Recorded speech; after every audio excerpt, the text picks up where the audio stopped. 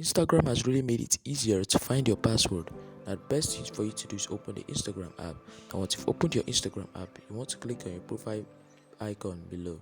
Now, once you click on your profile icon, you want to click on the hamburger icon at the top right corner. Once you've clicked it, you want to click on settings and privacy. Now, click account center at the top. Now, once you click account center, you want to scroll down and click password and security. Now, once you click password and security, you will have to click on save login. And now click choose your account if you have multiple accounts, and then make sure this toggle for save login is on.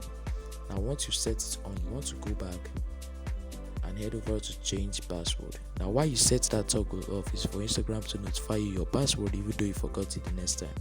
Now click on your password, you choose your account, and once you're choosing your account, you want to click here forgot your password, and Instagram has already sent me an email to my Gmail so I can see my code to reset it. So that's it. Please subscribe if this helps you.